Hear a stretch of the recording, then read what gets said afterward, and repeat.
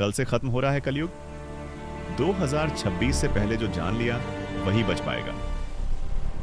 सच जो कोई नहीं बताएगा। इंट्रो धीमी डरावनी म्यूजिक के साथ। नमस्कार दोस्तों, आज जो मैं आपको बताने जा रहा हूं वो ना तो कोई अफवाह है ना ही कोई साधारण कहानी।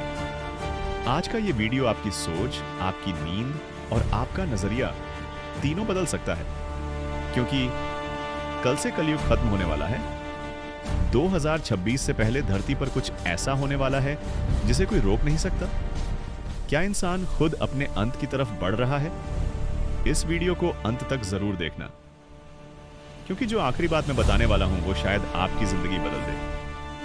भाग 1, कलयुग क्या है, शुरुआत की सच्चाई। पुराणों के अनुसार समय को 4 युगों में बांटा गया है: सतयुग, त्रेता युग, द्वापर युग, कलयुग।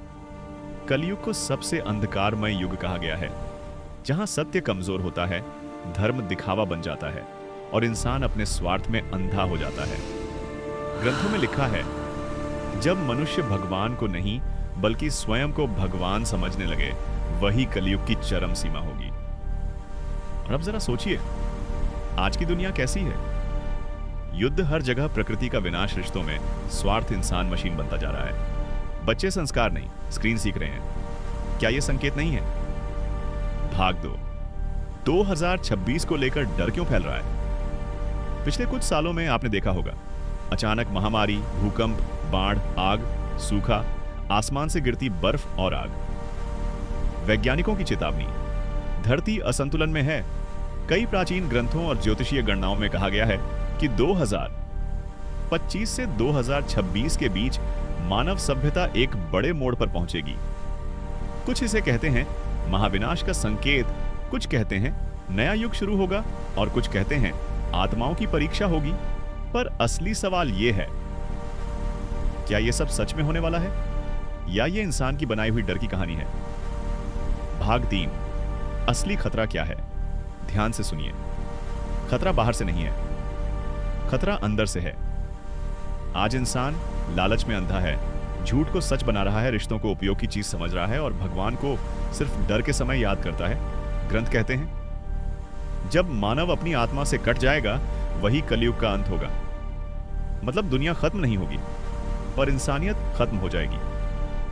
भाग 4, 2026, अंत या शुरुआत?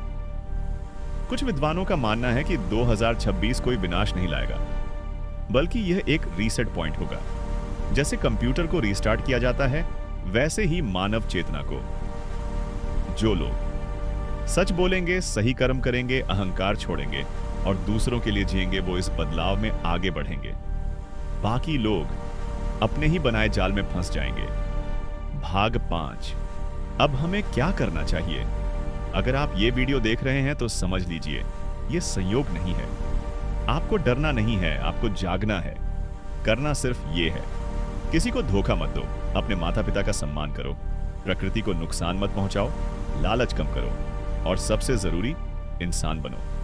यही असली पूजा है, यही असली धर्म है। आखिरी संदेश बहुत जरूरी, ये वीडियो डर फैलाने के लिए नहीं है, ये जगाने के लिए है। अगर आपको ये बातें सच लगी तो इस वीडियो को आगे बढ़ाइए, क्योंकि हो सकता है किसी एक इंसान की सोच बदल जाए और वही बदलाव की शुरुआत बन जाए।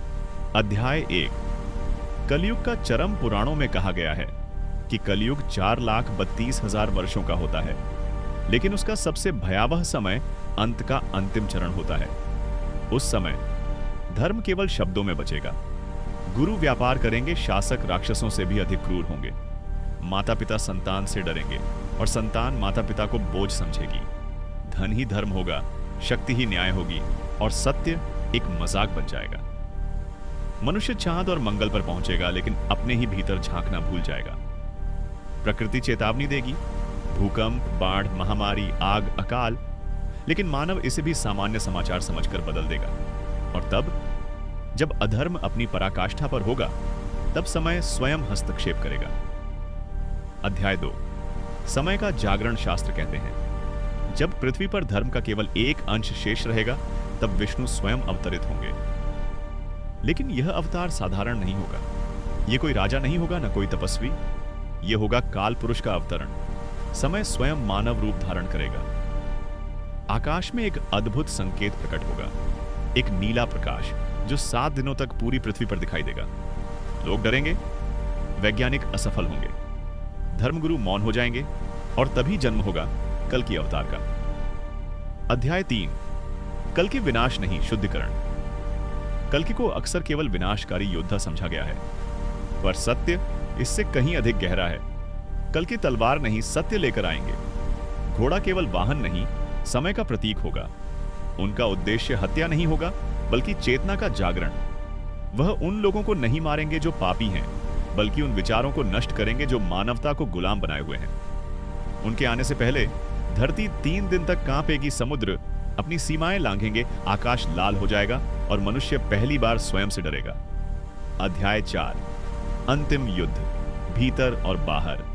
यह युद्ध देशों के बीच नहीं होगा, यह होगा लालच बनाम संतोष, अहंकार बनाम करुणा, भय बनाम चेतना। कुछ लोग इसे महायुद्ध कहेंगे, लेकिन वास्तव में यह होगा मानव चेतना का परीक्षण। जो व्यक्ति केवल शरीर है वह टूट जाएगा, जो व्यक्ति आत्मा है वह जाग जाएगा। उस समय तकनीक निष्क्रिय हो जाएगी, केवल वही जीवित रहेंगे जिनका मन प्रकृति से जुड़ा होगा। अध्याय 5, पतन के बाद उदय, और फिर जब धूल बैठेगी, जब शोर थम जाएगा, तब एक नया सूरज उगेगा। वह सूरज केवल प्रकाश नहीं देगा, वह ज्ञान देगा। कलयुग का अंत सतयुग की शुरुआत नहीं होगा तुरंत। बीच में आएगा एक छोटा काल जिसे शास्त्र कहते हैं संक्रमण युग। यह वह समय होगा जब मानव फिर से प्रकृति से जुड़ेगा। सीमाएं समाप्त होंगी, भाषा नहीं, भाव बोलेगा, धर्म नहीं, धर्म भाव रहेगा बच्चे। जन्म से ध्यान में होंगे और मृत्यु भय नहीं बल्कि उत्सव बनेगी। अध्याय 6, नया मानव इस नए युग का मानव लोभ से मुक्त होगा, डर से परे होगा और आत्मा से जुड़ा होगा। उसके लिए विज्ञान और अध्यात्म अलग नहीं होंगे। वह जानता होगा कि हर कण में चेतना है। न कोई राजा होगा, न कोई दास, केवल सह अस्तित्व। अध्याय 7, क्या हम उस युग को देख पाएंगे? यह सबसे बड़ा प्रश्न है। उत्तर सरल है, हाँ और नहीं। हम में से कुछ उस युग को अपनी आंखों से नहीं देखेंगे, लेकिन हमारे विचार उसे जन्म देंगे। हर अच्छा कर्म, हर सच्चा निर्णय, हर करुणामयी सोच उस युग की नींव है। कलयुग बाहर नहीं है, वह हमारे भीतर है, और जब भीतर का कलयुग समाप्त होगा तभी बाहर का भी होगा। समापन, अंतिम संदेश, यदि तुम यह सुन रहे हो तो समझ लो तुम चुने गए, न युद्ध के लिए, न विनाश के लिए, बल्कि स्मरण के लिए, याद रखने के लिए कि तुम केवल शरीर नहीं हो, तुम चेतना हो, तुम परिवर्तन हो। कलयुग का अंत कोई दिन नहीं है,